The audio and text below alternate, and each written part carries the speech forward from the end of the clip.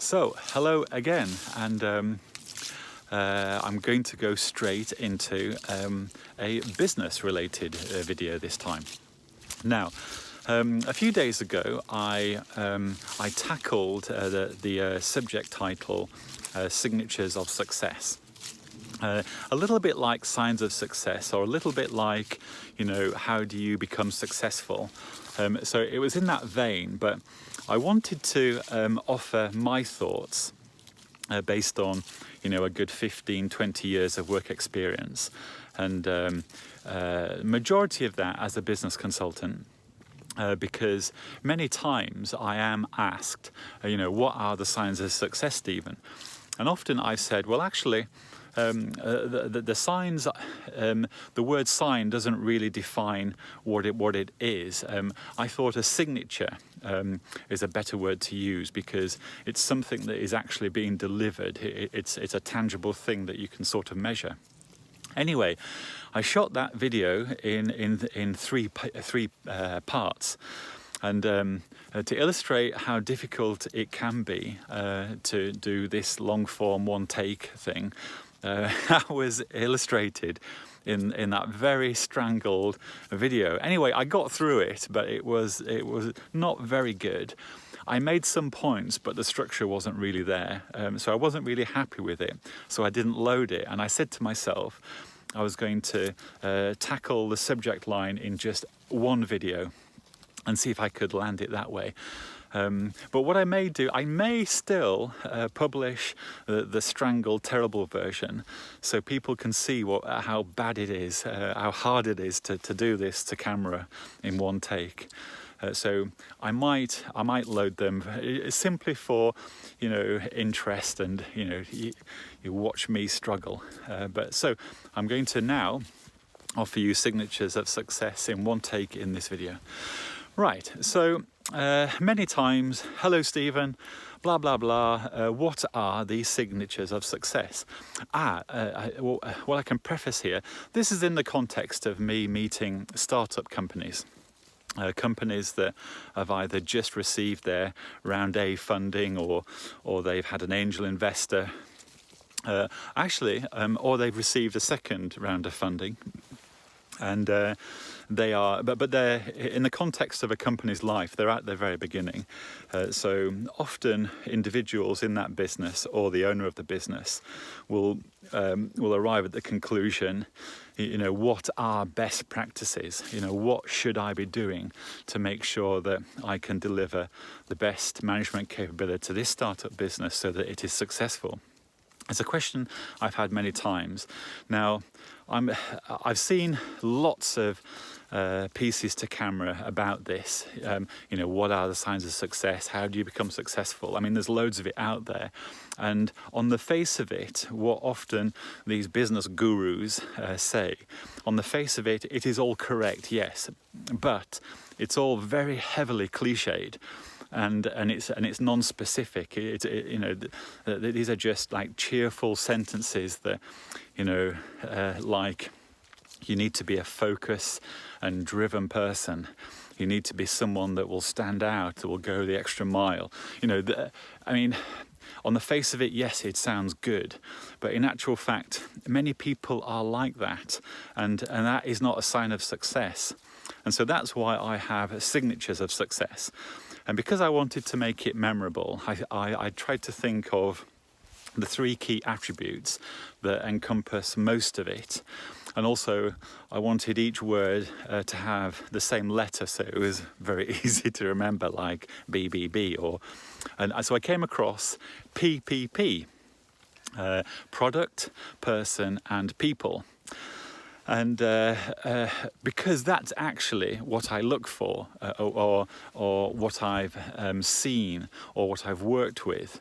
And so very quickly, the first P, product, is, so product means a thing that you sell, or a service, something that you deliver to a third party, a customer.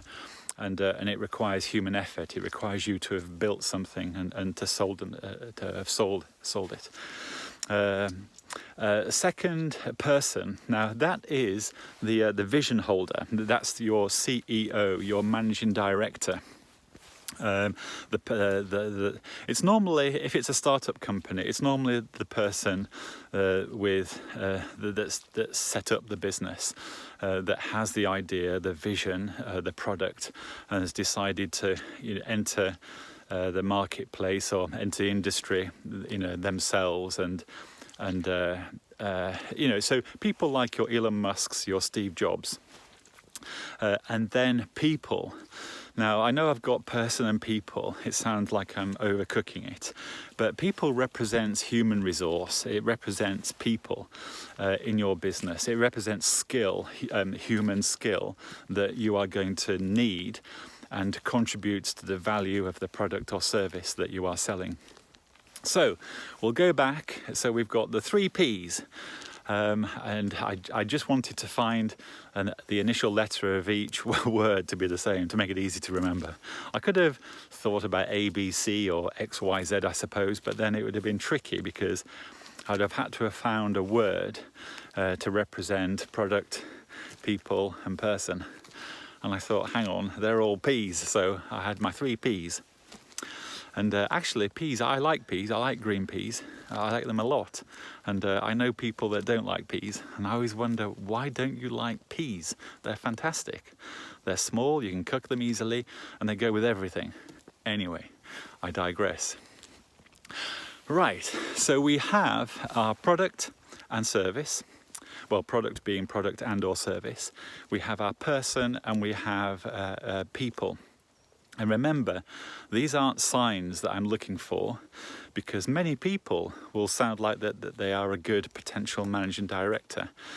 Many people will present a good product. And many teams of people will look like they're the best things since sliced bread. So all these things are signs, but they don't mean, they really don't mean you're going to be successful, not at all. So that's why I use the word signatures, which implies that something has been delivered. Now, at this point, I imagine that lots of people could say, Stephen, that's obvious that you need a good product, obvious that you need a good leader, a good CEO, and it's obvious that you need good human resource. Now, once again, you are correct. But how many times have you witnessed those 3 things being very good, but yet success hasn't followed? All right, so again, back to the word signatures. Now, because of today's business world being so competitive, there are so many providers, lots of markets are heavily saturated. What happens is that to have some success, you need things like a marketing campaign. You need the very best of everything if you're delivering a new product into a marketplace. It needs to be either very cost effective or cost competitive, or it needs to be a brand new thing that does the job better than the rest of the marketplace. But even if you have those, you need the right marketing campaign behind you. You need the right amount of funds to afford that marketing campaign. So it is very hard entering, operating in business today in this world that we live in. It is competitive.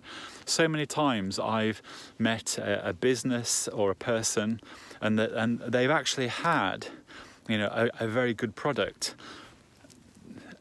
I'll come back to that, and the vision holder or the CEO has been quite an impressive person, and their half a dozen staff have been very good. Each one of them has been great at the function that they perform in their small business. But yet, a year later, when I've spoken to them, they've either broken up, or the business has ceased trading, or the initial product has, or service has changed completely because in that last 12 months they weren't able to find any customers, and that's happened many times. I've seen that many times, especially in the fintech environment and the app world. So things, apps that you find on a smartphone. I mean, I must have met hundreds of small businesses, and to varying degrees had quite lengthy chats and discussions with them about their product or service, how they're going to structure the business, and how they might be successful in terms of selling it and making a profit. And I can tell you, it's very hard out there. We tend to also only hear the stories about the winners. But I would say for every winner that you hear about, for every startup company that's in the tech environment, there's going to be, I was about to say for every one there's 99 that don't make it. But in actual fact, it's a little bit harsher than that. I'd say for every business that is to a degree successful, actually, let's define it with is making a profit. There's going to be hundreds, literally hundreds upon hundreds that will fail. And when I say fail, what I mean is within a year, 18 months, they've either disbanded, they've either broken up the business, or the product or service has changed quite a lot because their initial product or service hasn't sold.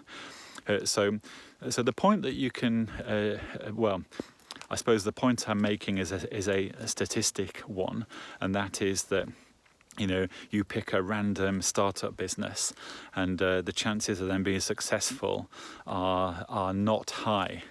It doesn't mean that they won't be successful, but I'm just saying statistically, yes, on paper. It doesn't matter what the product is. If you're a startup business, the chances of you being successful are not in your favor. So the point we're making is it's pretty harsh out there. It's pretty hard.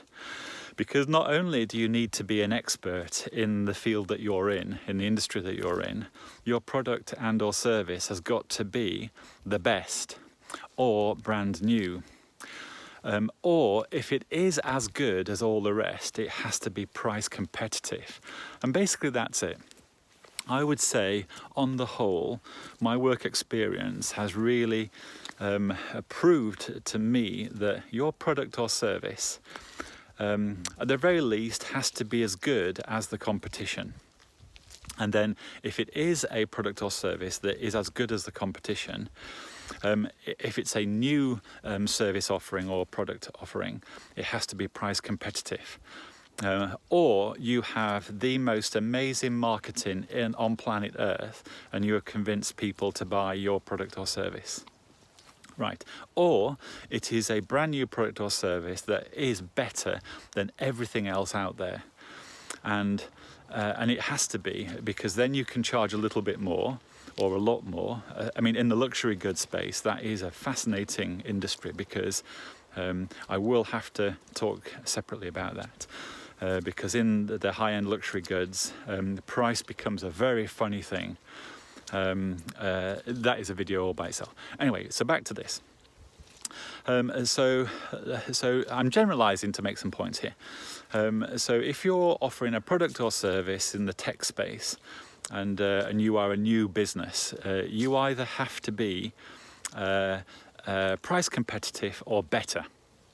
The price competitive means that you produce something, you deliver something that's as good as the competition, and so that's how you penetrate your market. You simply are price competitive, or if you have, or if you're better, because you have access to some brand new technology or some brand new material, you can enter that marketplace competitively because yours is better.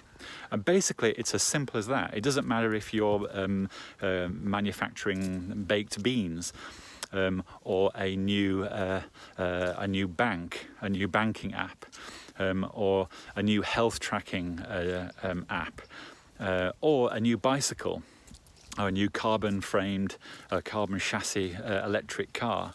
It does not matter what it is. It either has to be enter the marketplace better than everybody else or cheaper than everybody else, or both. And both does happen. Now, that is one of the signatures of success, actually, dealing with the product service.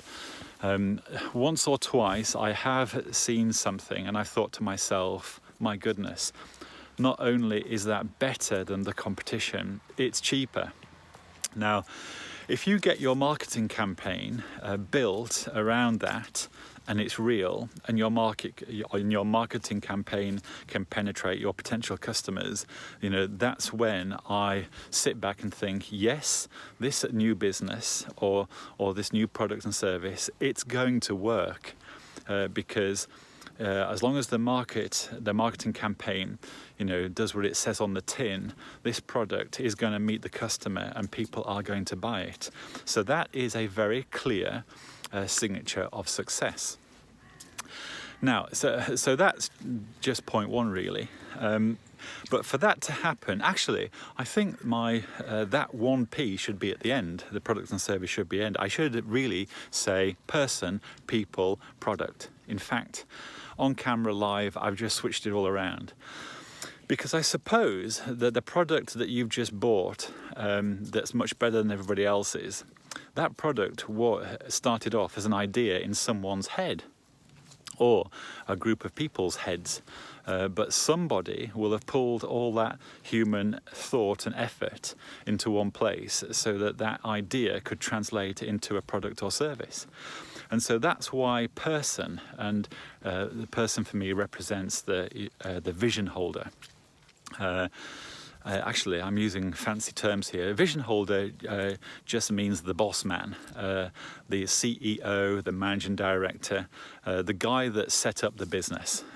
Sometimes it's the person that's doing all the funding as well, if it's a small enterprise.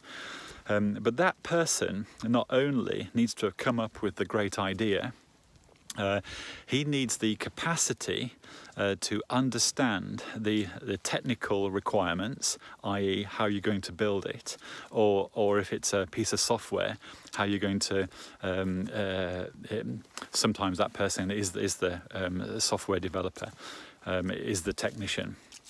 But needs to be somebody that not only understands completely the product and service, but they also understand the technology, the technical aspect involved, but then also understands what skills are required, but then also has to understand how to recruit those people and keep them happy because they're human beings. So you not only need to be an engineer, you need to be a psychologist and a sociologist and very good at ethics, all at the same time. And so that's why person, the CEO, the vision holder, is a very, very important person. Now, lots of people do display, these qualities, and it's a great thing to see. But if those qualities have no work experience, i.e. they're young, or they actually haven't, set up a company before or managed lots of people before, this is when problems can happen, only because they just don't have the work experience. I'm going to say many times, one thing that I find, and I think many people will agree, is you can never beat work experience. You really can't. When you see CVs and there is an academic qualification and, implying that they can do the thing, someone like me over the years has realised that academic qualification, it only means one thing. What it means is that they've passed exams and they probably can discuss the subject very well. But it never ever trumps work experience. So when someone on their CV sometimes omits the qualification, or they have the qualification, but their work experience is actually greater than that qualification, that's the bit that I'm a lot more interested in. I'm going to use it perhaps wouldn't work with brain surgery. So if you were a hospital wanting to recruit a brain surgeon, and you received a CV, and on that CV there was no medical training whatsoever, but I claimed that, you know, this person could deliver brain surgery, you know, you probably yeah, on that condition, you know, for this example, I don't think that would trump, you know, the other guy who's medically trained. Right? So there's always a rule against, you know, there's always the exception to the rule. Okay. So where was I? Okay. So we're back to the person. Yeah. You ask any individual who has set up their own business. Maybe you've got a friend, or it's actually you, or you know somebody, and you ask them, you know, how did they do it? Often, the first thing that they will say is, I had to work so hard, sleepless nights, I had to remortgage my house twice. It's so hard. I've never worked so hard. You will find that those answers are common. And that's how I know sometimes when I meet people and I ask them how they did it. You know, if they say, oh, it was easy. I did it sat on the toilet. I did it whilst I was, you know, taking my exams. You know, it was easier. I just set it up. It's no problem. That tends to not impress me, because I know that for most people that just isn't the experience. They might have been jolly lucky. For some reason I think of Facebook at that point, and that might be worth coming back to another time, because yeah, actually I'm going to save Facebook for another video. Okay, so back to this individual. They do need to be somebody that has really got it together in the context of running a business, and it is hard because, as I said, you need to be an engineer, you need to be a psychologist and a sociologist, and you know, a downright perfect person in the context of business. And you know, and I think we can make it easier on everyone. You know, not everyone is like that. Not everyone is perfect. We're good at, each one of us is good at many things, but we're also less good at other things. You know, so how do we make it? How do we get there? Well, we get there because of work experience, trial and error, and trying. So the individual, so when I'm looking for a signature of success for the person, I'm looking for somebody, or when I meet someone who is very, okay, so this is where the cliche terms like determined and focused come out. Now, someone telling you that they're focused and determined and being all emotional about it doesn't really cut it either. You have to demonstrate it somehow. So this is why you might look for, you know, work experience or a life experience that they've had. Or they might have set up a company before and it failed. Actually, when that happens, that always impresses me, because if they've gone through the hell the first time, they know exactly what to do the second time, in theory. So whenever anyone says, I've actually set up a company before, Stephen, and it lasted 2 years and then we just had to let it go because we couldn't sell anything, that always does impress me, because I know that the learning curve that they will have been through will be phenomenal. I mean, will be highly valuable. And also there'll be a load of skill that's very transferable into the new business. So you know, that's always a good sign. So the signature of success of the person is someone that can demonstrate real work experience, and they do have to demonstrate an absolute expert knowledge in their industry, in their product, in their service. Right, so that is a signature of the person. I'm actually going to speed up a little bit now, because I don't want these videos to go on too long. So, and I'm realised that they are a bit longer than I thought, actually. Okay, so, and I know I'm devaluing what I'm saying here. Okay, so we have person. We then have people. And really, the people is an extension of the person, because if this super vision holder has got their act together, they're not also an engineer, but they're also have a competence around psychology and how people function and operate best. The people that you select to work with you, number one, they need to be able to deliver exactly what it is you think you wanted them for. So if it's a software developer or a technical architect person or a graphic designer, obviously they need to be very good at doing that. But they do. But they need to be able. There need to be a person that can work in a team. They need to be someone that you can work with. You don't have to be their friends or their best friend, but you need to be able to work with them. And they also need to work with other people. And once again, that really is based on your recruitment. Based on, because you might be very lucky. You might have just met the first person or you've approached someone, you've said, hey, you seem to be able to do what I want, something that I need. How do you fancy coming to work with me? It'll be great. And it can just work like that. And the individual has high levels of integrity and they work like a slave and they're very good. Right? So it can just work, okay? Sometimes, if it ain't broke, don't fix it. And sometimes you don't want to overthink things. If it's just working, it just works. But if you need a team of developers or technical people or production staff, this is when you have to know that they can work with each other. Especially if you get bigger and you need a management structure in place. So you're not only looking for skill in that individual and certain of it, but the interpersonal skills of your staff, of your technical staff, they all need to be somehow understood. And they all need to be able to work together. But most of the time, actually, that's down to man management.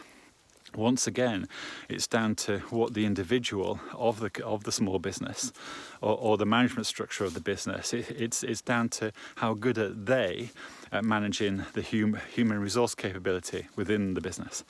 So it is very interesting. And it's very, I suppose, in a short video like this, there's so much detail that I could go into, but I'm trying to make general points so that we can just get through the subject matter and then maybe come back to it. It's what I'm trying to do. So we have people. So let's assume, so the signature of people is that you actually have one-to-many staff that all get on great, and each one of them can actually deliver the skill, the value that you intended them to have. It's coordinated, it works. So what I'm looking for is how long have they been in the business? Where have they worked previously? And what do they say about each other? So in the past, what I've done is I've actually isolated individuals and I've asked them to talk about their mates, their other work colleagues, in a very confidential way. I'm just trying to extract data. I'm not trying to interrogate them. And it does work, especially when I promise them that I won't tell other people what they've said. And believe it or not, they will tell you the truth. And I have been able to identify problems that way, and once you've got sight of the problem, it's much easier to fix it. And sure enough, it has worked. So assuming that you've got your human capacity in order, held together by one individual at the top that knows what they're doing, okay. And so the signature of success there, it tends to be obvious very quickly. When I've met people and met teams of people, I would say within minutes I have a feeling how this is going to go, and if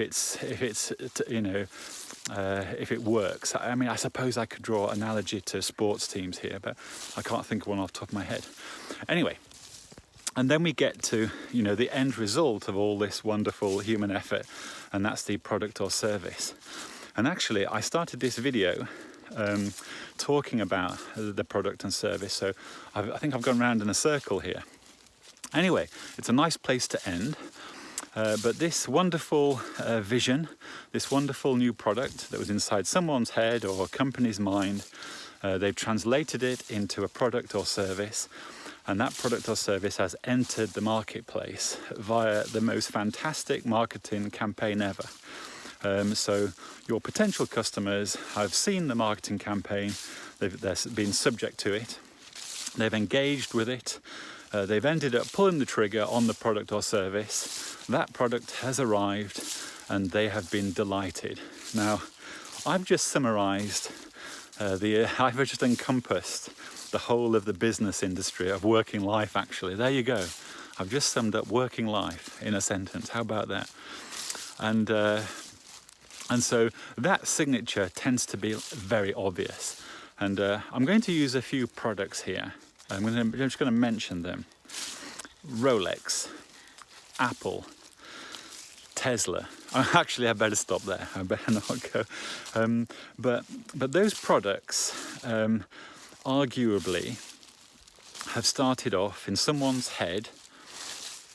That individual has then created a human resource capability.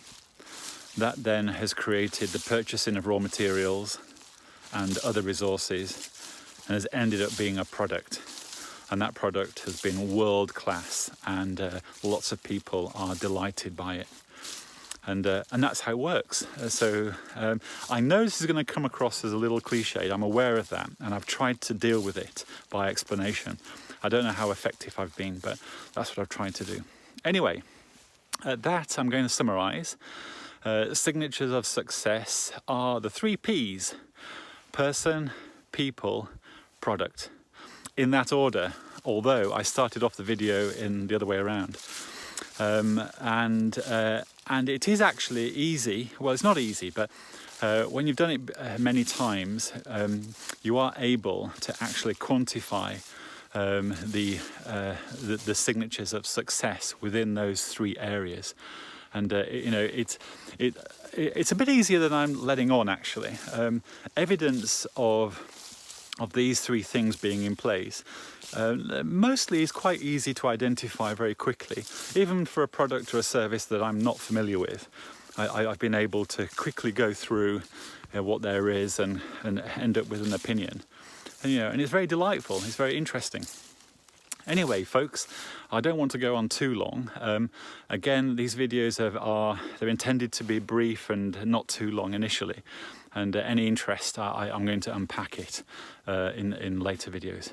But at that, I'm going to say, hope you're all well. And it's Thanksgiving today. That's an American holiday, and they love it. So this is a happy Thanksgiving day. I hope everyone is well, and I will speak to you again.